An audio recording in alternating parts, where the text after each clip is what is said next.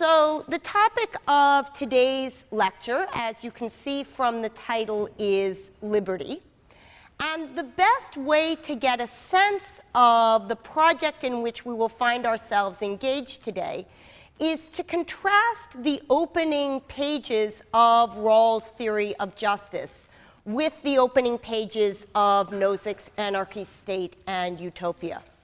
So you'll recall that when we were reading the Rawls, for some reason the remote is not working. That's a pity, but there we go. You'll recall that when we were reading the Rawls, Rawls began his text by speaking of justice as the first virtue of social institutions. It plays the role with regard to the legitimacy of an institution that truth plays with regard to the legitimacy of a system of thought. Each person, says Rawls, possesses an inviolability founded on justice that even the welfare of society as a whole cannot override. For this reason, says Rawls famously in these opening pages, justice denies that the loss of freedom for some is made right by a greater good shared by others.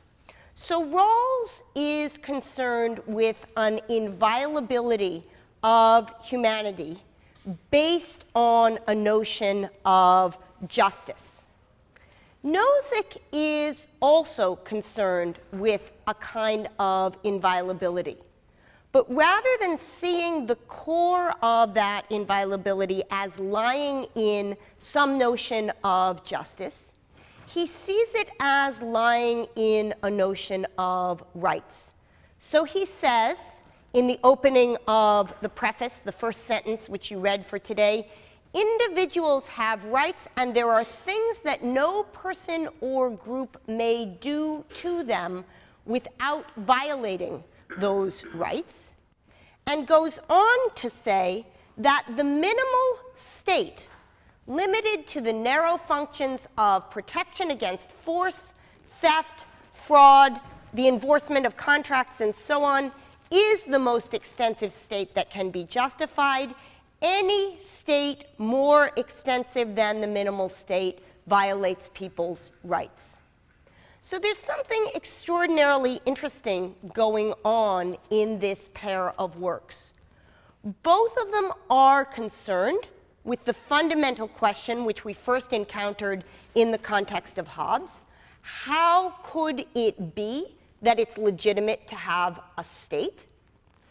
Both of them are concerned with structuring the state in such a way that it doesn't violate that which is perceived as being on their picture as inviolable. But they differ profoundly in what sort of state they end up calling legitimate. Perhaps because at the core of Rawls' picture lies a notion of justice, whereas at the core of Nozick's picture lies a notion of rights. So what I want to do in today's lecture is to contrast some of the themes which we encountered last lecture in the context of Rawls' theory of justice by looking at a particular famous chapter of his colleague Robert Nozick's work, Anarchy, State, and Utopia. Even from the brief selections that you read from these two works, the differences between them should have been evident to you. They were written a mere 3 years apart. Rawls' Theory of Justice was published in 1971, Nozick's Anarchy, State, and Utopia 3 years later in 1974. Rawls and Nozick at the time had offices down the hall from one another. But Rawls' work, as you will feel, is part of a major philosophical project. It's extraordinarily self-reflective. Rawls is in his middle age when he writes it, and he's been thinking about these questions for decades. Nozick's book is an extraordinarily insightful response two roles, as well as being a positive formulation of a view. But it's not a work with the gravitas of theory of justice. It was written when Nozick was quite young. He was in his early 30s. And it's important to know that although these works are typically paired in philosophy courses, if you took or are taking Moral Foundations of Politics or an introductory political theory course, you will get these two books paired together. Theory of justice is, if you look at its citation index, more than 3 times more influential, if that's the measure, than Anarchy, State, and Utopia. So theory of justice, Google Scholar citation is roughly 30,000, whereas Anarchy, State, and Utopia is roughly 10,000. These are extraordinarily high numbers in philosophy. Those of you who have encountered works in other domains of philosophy, for example, Kripke's Naming and Necessity, written at about this time, its citation numbers are about half that of our Anarchy, State, and Utopia, about 5,000. So what I want you to take home from this is the idea that these are enormously influential works with consequences far beyond academic philosophy, but that they differ in their tone. So Anarchy, State, and Utopia is an attempt to defend the minimal state from 2 different kinds of objections. In the first part of the work, Nozick defends the state against the position of anarchy. He argues that a minimal state is justified, that it's not the case that it's a violation of people's rights to have basic enforcement of laws, police, and the sort of fundamental things that are required for the basic stability of getting out of Hobbes' state of nature. The second part of the book, with which our reading was concerned, defends the minimal state against a more maximalist picture. And in that part of the book, Nozick defends the rights of people to liberty in 2 kinds of domains.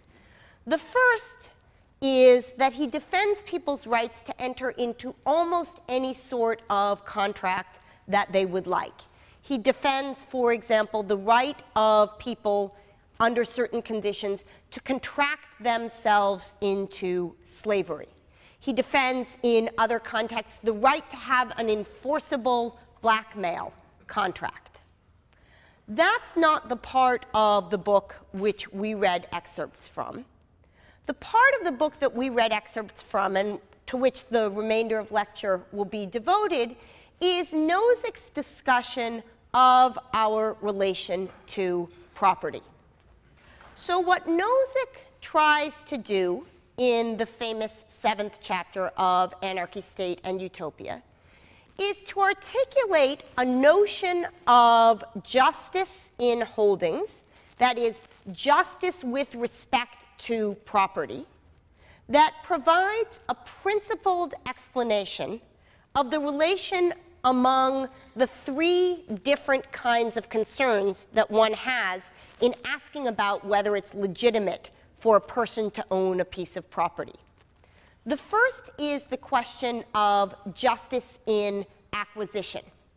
Under what conditions, when I initially come to acquire something, say a tomato, is my acquisition of it such that my ownership of the object is in keeping with the conditions of justice? And we'll talk about Nozick's views on justice in acquisition in a minute. The second question that Nozick is concerned with here is the question of justice in transfer. So he's concerned with the question, if I have an object and I wish to transfer possession of that object to you, under what conditions is that transfer justice preserving? And finally, Nozick is concerned with the question of rectification of injustice. So suppose I own something which you illegitimately take from me, under what conditions and how do I reclaim possession of that object? Nozick's argument is that we can say everything that needs to be said about justice in holdings, everything that needs to be said about the distribution of property in a society that doesn't violate people's rights, by appeal to an inductive definition that runs as follows. He says, if a person acquires a holding in keeping with the principle of justice in acquisition, the person, P, is entitled to the holding. So if I come to own something in a way that is legitimate, rule following, my owning of that object is in keeping with the rules of justice. The second clause is an induction clause.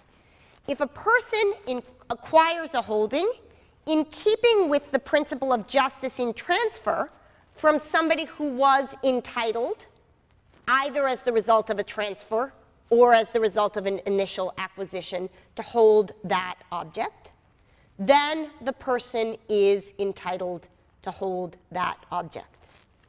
And finally, Nozick has a closure clause. No one is entitled to a holding except by repeated applications of 1 and 2. Now, those of you who have taken mathematics are familiar with this sort of definition.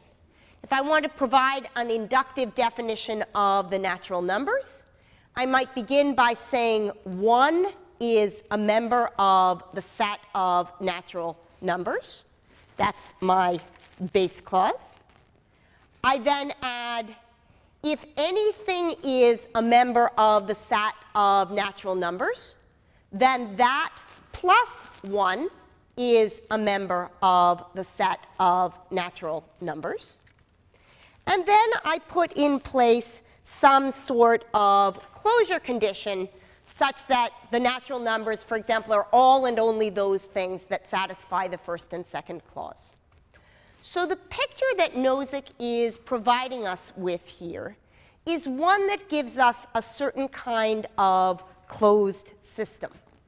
So let's see how it works in a particular case. Nozick stresses that when you make use of the principles that he's articulated here, what matters is the process, not the outcome. So suppose I come to possess a tomato. It makes all the difference in the world, on Nozick's view, what the actual process by which I came to possess that object is.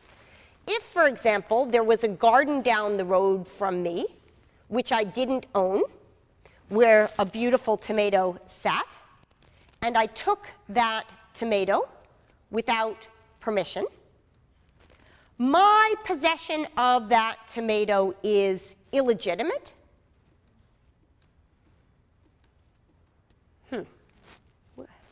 Even if there's an alternative process, a hypothetical one, which I didn't in fact engage in, whereby I could have come to have that tomato legitimately.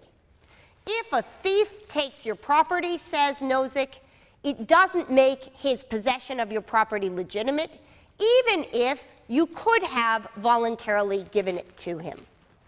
Moreover, says Nozick, if I come to possess something illegitimately, and I transfer it to you, even by legitimate means, it retains its illegitimate status.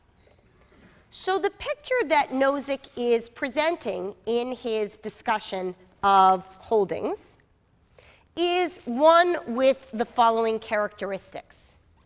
Justice in holdings, and this will be important for his critique of Rawls, justice in holdings is historical. It depends on what actually happened. In particular, if something is owned as the result of an unjust acquisition, it produces an unjust holding. If something is owned as the result of an unjust acquisition plus a just transfer, it still produces an unjust holding. If something is owned as the result of a just acquisition and an unjust transfer, it produces an unjust holding.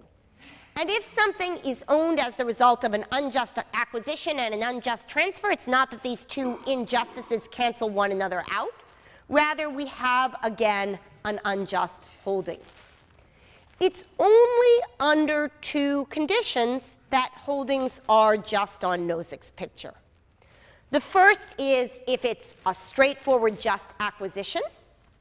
And the second is if there's a just acquisition followed by one or more just transfers. So far, this isn't getting Nozick very far in terms of a critique of Rawls. But the next step will allow you to see how this notion of justice in property does work on the Nozick picture. What Nozick goes on to say is that the holdings of a person are just if he's entitled to them by the principles of justice in acquisition and transfer, or in imperfect situations by the principle of rectification. That is, it's a necessary condition on justice in holding that they have been acquired through one of these two steps. But it is also a sufficient condition.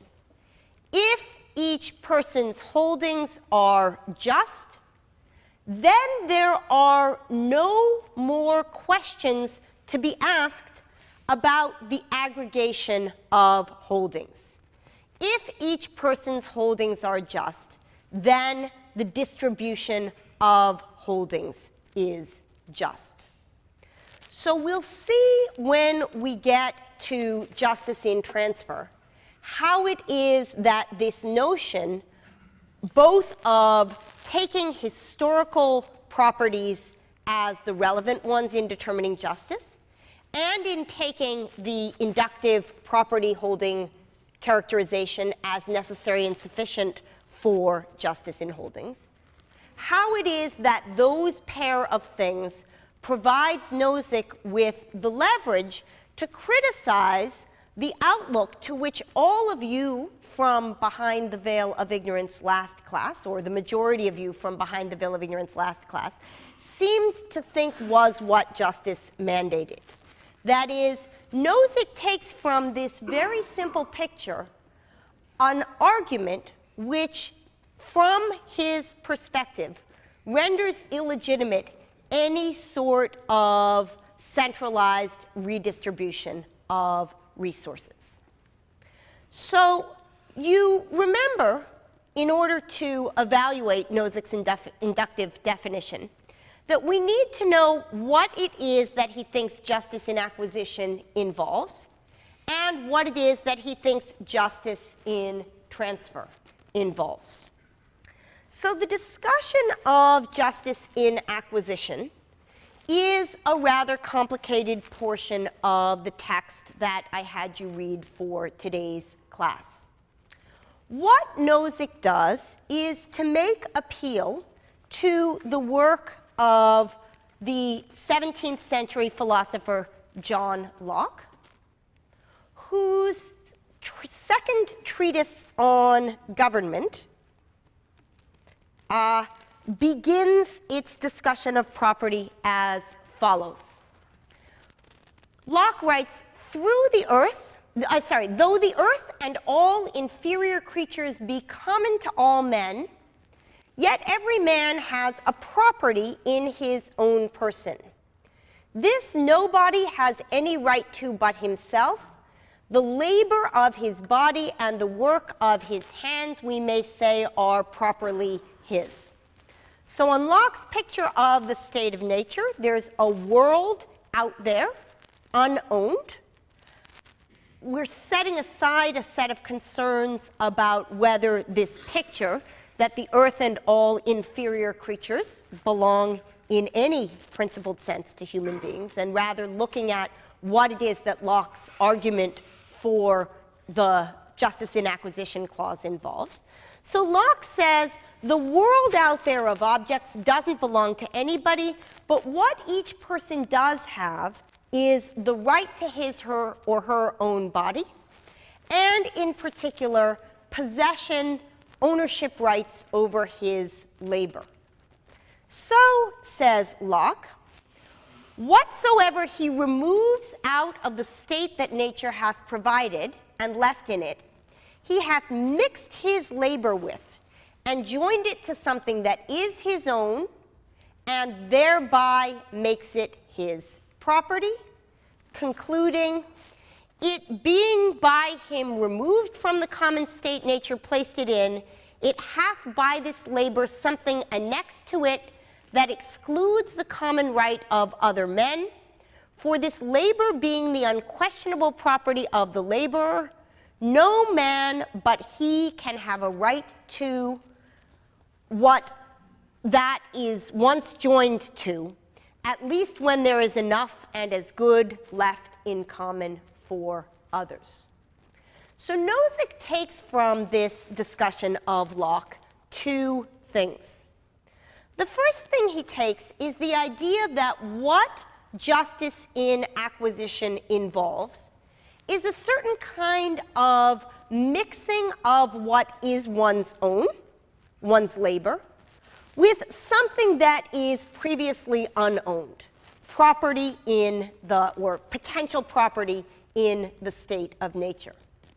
And although Nozick has all sorts of criticisms about the unclarity of this characterization. He says, for example, if I go to Mars and sweep off a portion of the planet, have I thereby claimed just that portion?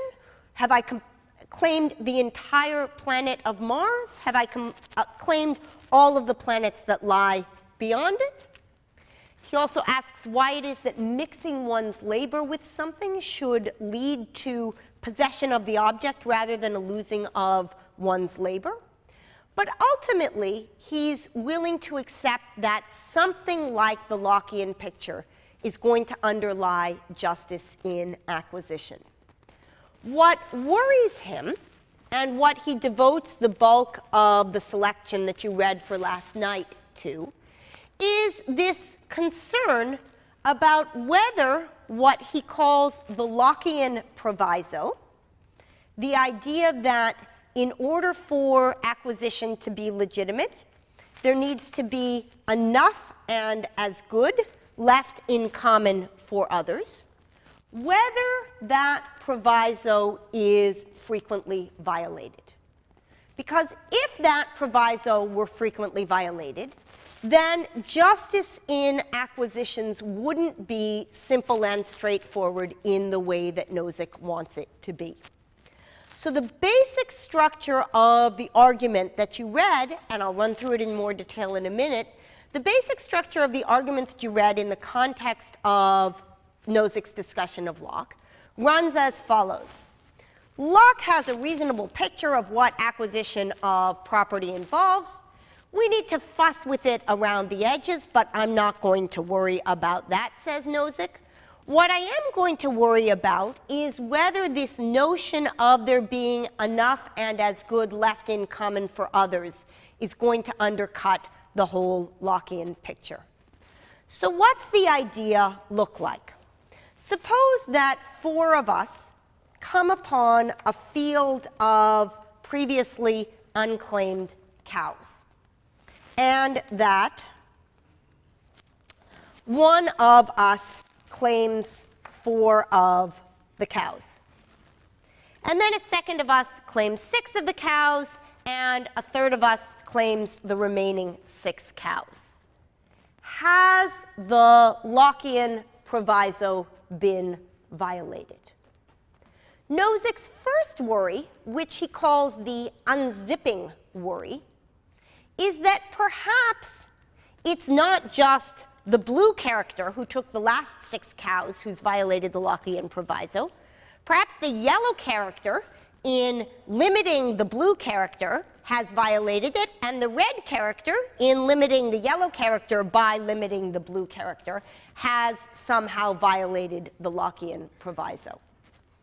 Nozick says no. The fact that the red character's activities limited the yellow character's activities if we took into consideration the blue character's activities is not sufficient to render red or yellow in violation of the Lockean proviso.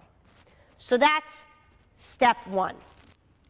But we still might wonder whether the blue character has violated the Lockean proviso. After all, how could he have left as much and as good for our fourth character, pink over here, if pink isn't in a position to get any cows?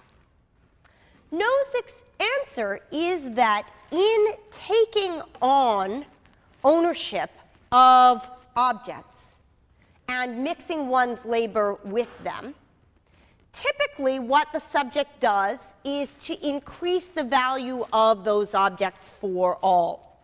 So red from his 4 cows might produce 1 gallon of milk, and yellow might produce 2, and blue might produce 3.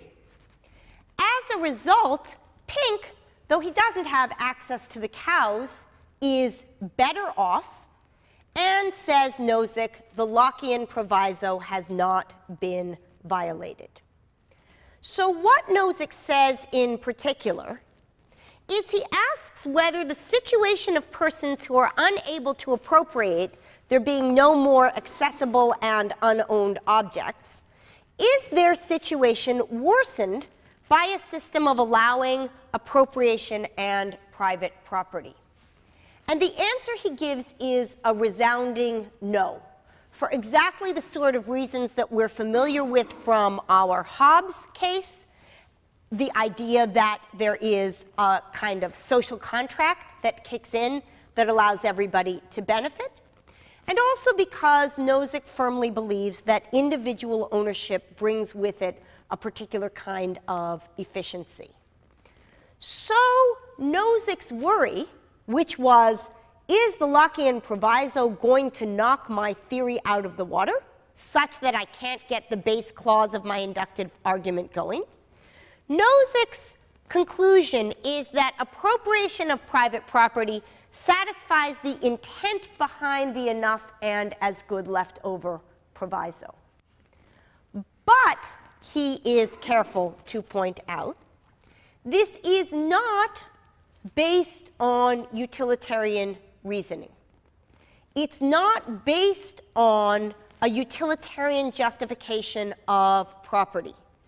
Nozick, like Rawls, is concerned with articulating a rights-based theory, and so, like Rawls, doesn't allow trade-offs of rights for utilities.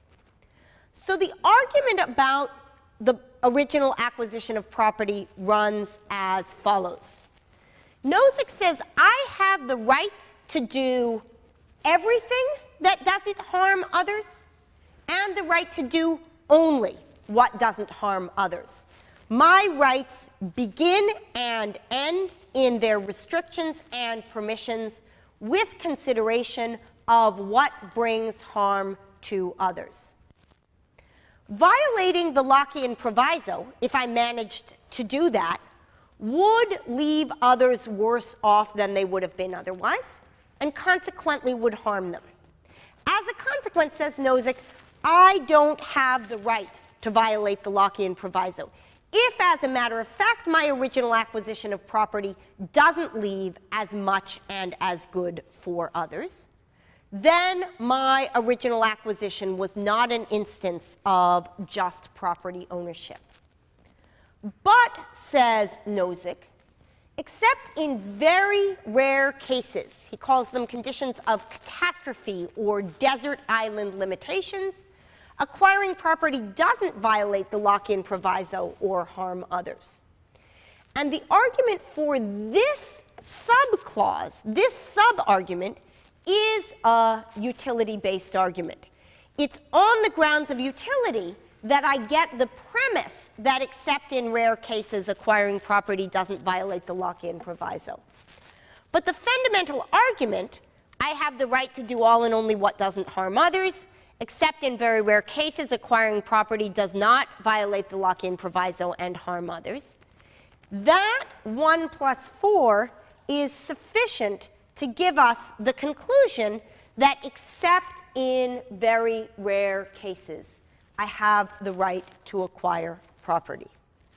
So that is by way of exposition of what I understand to have been a fairly difficult part of the assigned text. So let's move now to an easier segment of the text. So as we noted, Nozick provides his defense of the base clause by appeal to Locke's notion of original acquisition of property and defends that against a potential objection, the Lockean proviso objection, in providing a clearer sense of what that amounts to. In many ways, the most famous part of the text comes in Nozick's defense of the induction clause.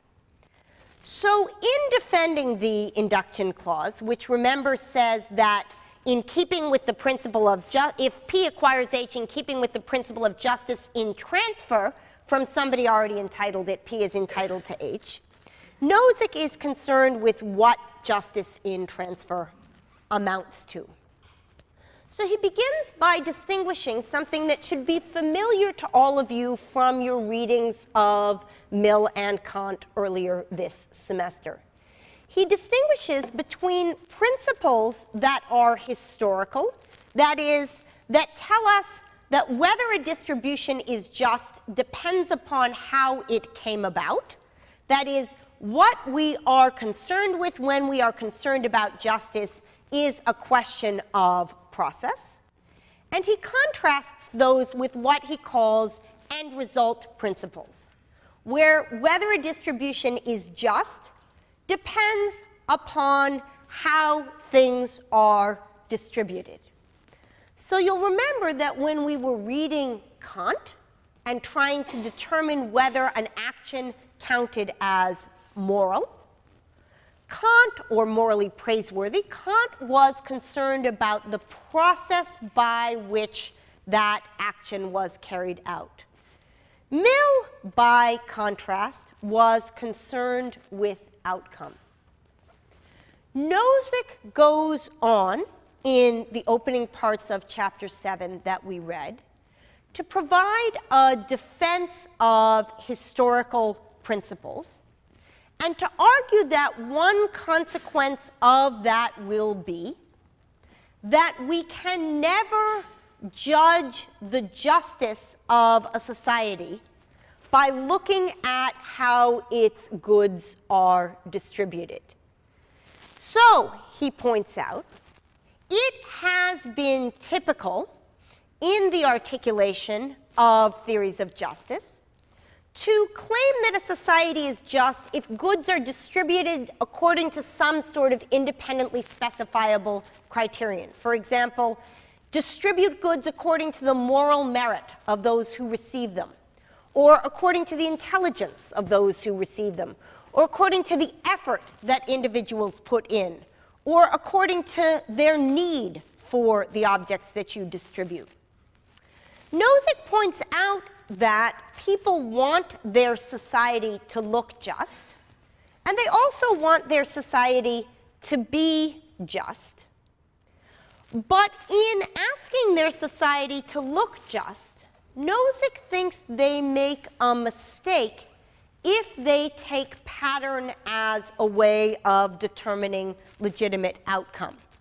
Must the look of justice, asks Nozick, reside in a resulting pattern which we can specify independently and in advance, rather than in the underlying generating principles? And to think about this, it's helpful to help ourselves to a three-way distinction that John Rawls makes in the context of theory of justice. Rawls distinguishes between three kinds of procedural justice there. The first is a notion of what he calls perfect procedural justice. This is a case where we have an independent criterion for what the right result of our act will be, and a procedure that is certain to give us that result. So, for example, if I'm trying to divide a cake, of which all of us want pieces, there's an independent criterion for the right result, namely, each of us gets a piece of exactly the same size, and there's a sure procedure for arriving at that result. What I do is I allow one person to slice, and that is the person who chooses his piece last. So long as he's in a position to make precise cuts, the result of this procedure will always give us what it is that we independently specified as the outcome we sought. We want equal slices, we have an independent criterion for the right result, and we have a sure procedure. He who slices chooses last. By contrast, in most situations, what we find ourselves in is a condition where our only choice is what Rawls calls imperfect procedural justice, where we have an independent criterion for the right result, but the procedure we have for achieving that result is imperfect. So, for example, in the legal system, we have a goal of convicting all and only those who are guilty of a crime. We have a clear sense of what the right result will be. But though we have a procedure which presumably does a good deal better than chance, it is undeniable that on occasion the guilty go free, and likewise undeniable that on occasion the innocent are convicted. The third kind of procedural justice is what Rawls calls pure procedural justice. This is a case where we have no independent way of specifying the result. And what we do is we adopt a procedure by which we will carry out in real time, in actuality, some sort of distribution. And as the result of having followed that procedure, whichever distribution arises is fair. So gambling has this structure. There is a rule that we have. We all pays our money, and then we takes our chances. And whatever distribution of outcomes results from that is legitimate. Nozick's claim is that the distribution of property in a society ought to be understood as subject not to some sort of perfect or imperfect procedural justice. That is, there's no independent criterion for how it is that goods ought to be distributed across people. Rather, it's simply a matter of living historically through a process whereby things are acquired in just fashion and transferred in just fashion, and seeing how it is that things distribute themselves. So in contrast to some sort of pattern picture, right, Marx has this idea, from each according to his ability, to each according to his needs. That's an idea that there's an independent criterion of how things should be distributed. Nozick provides, in contrast, this rather complicated articulation, from each according to what he chooses to do, and roughly to each as they are chosen. That is, however things distribute themselves, as long as the process is fair, will end up being fair. And this gives rise to Nozick's famous argument that liberty upsets patterns. So Nozick asks us to imagine a world in which all of our friends from behind the veil of ignorance are given whatever equal share you give them in your fair distribution. So each of them ends up with a piggy bank of the appropriate size.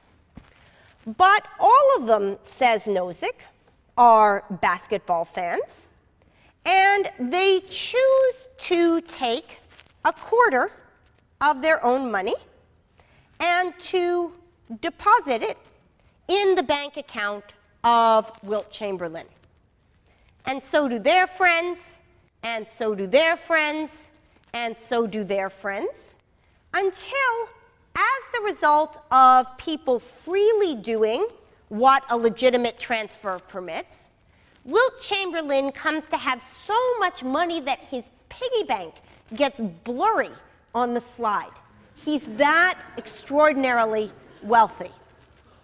Now, Nozick takes the Wilt Chamberlain example to have two implications.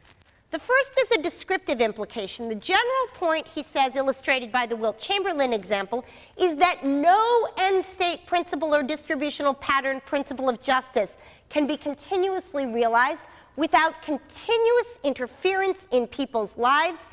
Any favored pattern will be transformed into an unfavored pattern by the principle, by people exchanging goods and services with other people or giving things to other people, things that the transferors are entitled to under the favored distribution pattern. To maintain a pattern, one must either interfere with the process of transferring resources or interfere in such a way that one takes away from somebody who has legitimately acquired their pile of quarters and redistribute that. To maintain a pattern, says Nozick, one must either interfere to stop people from transferring resources as they wish to, or interfere to take from them resources that others chose to transfer to them. So that's the descriptive implication of the Wilt Chamberlain example. There's also a normative implication of the Wilt Chamberlain example. Nozick says this, look, if D1, the initial distribution where each of our characters from behind the veil of ignorance had their piggy bank, D1 was a just distribution, and people voluntarily moved from D1 to D2, the one where Wilt Chamberlain ended up with the large amount of quarters, transferring parts of their shares that they were given under D1. Isn't D2 also just? If the people were entitled to dispose of the resources to which they were entitled under D1, didn't this include their being entitled to give to or exchange it with Wilt Chamberlain? Can anyone else complain on grounds of justice? Each other person, says Nozick, already has his legitimate share under D1, and after someone transfers something to Wilt Chamberlain, their shares are not changed. So the descriptive claim is that liberty will inevitably upset patterns, and the normative claim is that in so doing, no injustice has occurred. I'm going to close with two reasons that one might think that this argument doesn't work as cleanly as Nozick would think. The first we've encountered already, which is that many more situations have the structure of the problem of the commons than one might antecedently realize. And it's not always the case that individual transactions between pairs of people don't carry with them third-party consequences. The second is that it is sometimes the case that distributions of resources across individuals in unequal ways produces violations of the sorts of freedoms that Nozick wants to defend. So suppose we start out with two groups of people, each of whom have roughly similar amounts of money, and they send their children to school with one another and share the same set of teachers. Suppose that one of those groups, through legitimate transfers from D1 to D2, comes to possess a much larger amount of money and create another school where they send their children, and where they hire the teachers who were the most gifted. It may become the case that simply as the result of people having engaged in behavior that involved a series of independently legitimate transfers, the situation that results may impede the freedom of these children to become citizens of the sort whose rights Nozick wishes to defend. So it's 11:20 now, and we'll finish up today's lecture here and move next lecture to finish up with Nozick's discussion of justice in holdings and to think about that in the context of some work in social psychology.